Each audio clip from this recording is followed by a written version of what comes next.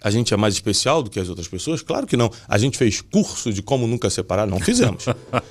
O que a gente entendeu?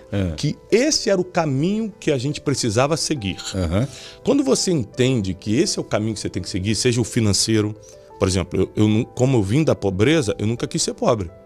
Então eu já entendi desde criança, falei, eu não quero isso. É muito ruim você querer comer um negócio e não poder, você querer fazer um curso e não ter o dinheiro, você querer ir no shopping no final de semana. Não, eu não quero. Eu entendi assim, garoto, que pobre eu não quero ser. Eu não sabia que eu ia prosperar o que eu prosperei, isso não tinha como prever. Mas que eu não queria ser pobre, eu já tinha certeza. Você começa a ter umas certezas desde criança, Sim. Isso é o destino te moldando. Você o aceita ou não.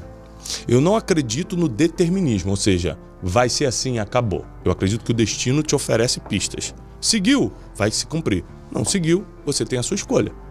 Então, muitas pessoas, na hora de tomar coragem, na hora de escolher, na hora de tomar a decisão, decidiram outro caminho e o destino foi desfeito ou disfarçado ou esfumaçado. Ok, mas qual que é o segredo para você descobrir o caminho certo? Existem... Vamos listar. Tá. Ponto número 1, você precisa decidir o que você quer. A partir do momento que você decide o que você quer, a chance de isso que você quer ser muito próximo do que Deus quer para você é muito grande, principalmente se você já é uma pessoa de fé. Por quê? Eu, como já nasci num ambiente de fé, desde criança eu fazia orações do tipo, Senhor, eu quero muito tal coisa, mas não faz como eu quero, seja feita a tua vontade. Você fez essa oração uma vez, Celso. Acabou. Por que acabou? Porque a partir daquele dia que você fez a oração, você pode esquecer a oração, mas Deus não esqueceu o que ouviu. E aí ele começa a fazer a vontade dele. É por isso que tem namoros que acabam, tem amigos que vão embora da tua vida. Deus escuta a conversa que você não estava escutando, tira aquele cara da tua vida. Então isso aí é livramento, né? São os livramentos divinos, lógico, sim. E fazem parte do nosso destino. Então, chega uma hora que você fala o seguinte, eu quero, na verdade, viver o que está escrito para mim. Você imagina que Jesus, quando chega no Getsêmani, agora recorrendo à teologia, Jesus chega no Getsêmani, que é horas antes, 12 horas antes de ele ser crucificado. Ele vai sozinho para debaixo de uma árvore de oliveira e faz a seguinte oração. Pai, eu estou angustiado. E eu estou começando a perceber que não é bem isso que eu quero, não. Então, se for possível, afasta de mim esse cálice. Ou seja, tira de mim essa missão que eu já percebi que agora vai ser doloroso demais. Agora é espancamento, julgamento, cuspe, tapa na cara e crucificação.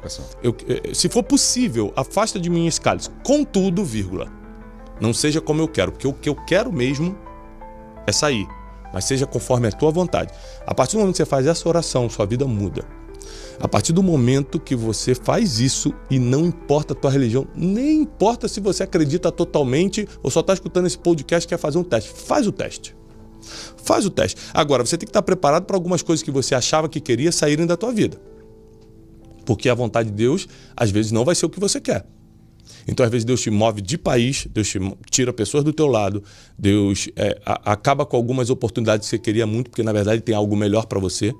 Quando eu quebrei há 10 anos, eu chutei a parede e falei, Deus não existe. Você quebrou? Não, mas quebrei... Financeiramente? Financeiramente e emocionalmente. Entrei numa depressão. Mas quando eu digo quebrei, é quebrar de verdade, né? Pessoa que passa dificuldade financeira, tô quebrado. Tá triste, muito triste, fala, tô em depressão. Não. Eu tô falando de um nível de humilhação, de gente ligando, te ameaçando. Eu tô falando de um nível, assim, de não saber o que ia comer no outro dia. E eu era empresário de turismo, né? Porque eu quebrei. Então eu já tinha experimentado algumas coisas boas. E pior do que você não ter nada é você ter tido e perder. Por causa da comparação mental, é muito forte. Você fica numa confusão emocional tão grande. Subir é legal, descer é terrível. É terrível. E eu lembro de ter feito essa oração, de falar o seguinte, até aqui eu acho que eu tentei do meu jeito. Mas a partir de agora, seja conforme a tua vontade. E Deus mudou completamente minha vida. Ou seja, ele me deu caminhos completamente diferentes do que eu imaginava.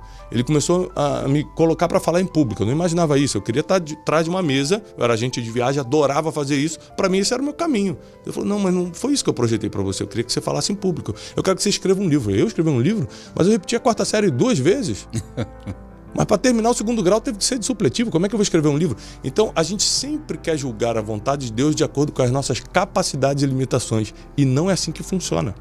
Então, é por isso que a Bíblia diz que nós vivemos pela fé. Porque não é pelo que a gente vê, é pelo que a gente acredita.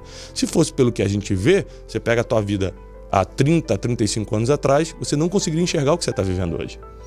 Porque não dá para ver certas coisas, mas você consegue acreditar. Você consegue falar assim, quem sabe? E isso é a fé, a certeza das coisas que você ainda não conseguiu ver. Exatamente. Então uma oração pode mudar uma vida. Pode, e a gente não pode confundir também que... Mas não é, peraí, só corrigindo, não é uma oração. É quando você coloca tudo na mão de Deus e as decisões através dele, não é verdade? Uma oração, se eu fizer uma oração pedindo o melhor para mim, mas não colocar nas mãos de Deus, não está certo. O que está escrito sobre isso que você está falando? Por isso que eu falo que a Bíblia tem resposta para tudo. Tiago capítulo 4, livro do apóstolo Tiago capítulo 4.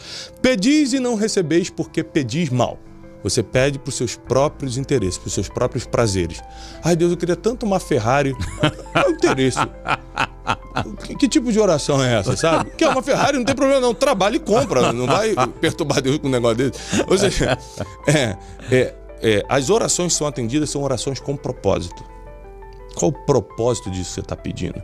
E depois que a gente vira pai, eu sou pai de 4 filhos. 4 filhos? 4. Eu e o Janine temos 4 filhos. Você entende muito mais Deus. Por quê? Tem coisas que meu filho me pede e eu digo não é porque eu não o amo. E não é porque eu não quero dar. É porque não é a hora, não é o tempo. Pai, me dá chocolate, são 11h30 da manhã. Se eu der chocolate, o que custa dar um chocolate? Ele não vai almoçar. Então não tem como, eu tenho que dizer não. Meu filho de 12 anos falou, pai, me dá um carro. Eu falei, meu sonho, filho, é te dar um carro, mas não tá no tempo. Se eu te der um carro agora, você vai ser preso, porque não pode dirigir antes dos 18. Então, tem não de Deus que é para nos preservar, que não é o hora, não é o meu pai tempo. me disse um não que mudou tudo na minha vida. Eu pedi para ele uma moto, quando eu tinha 15 anos. Eu morava na divisa com o Paraguai, e no Paraguai tinha aquelas motinhos que demorou muito tempo para chegar aqui, porque o Paraguai era ligado muito com a China, então tinha muita coisa lá. Eu pedi na empresa dele tinha uma motinho que não tinha embreagem, era só trocar a marcha. Eu falei, pai, me dá uma moto. Eu gostava de moto. Ele virou para mim e falou assim, se eu não gostasse de você, eu dava. Eu nunca mais pedi moto e nunca mais tive vontade de ter uma moto. Nossa.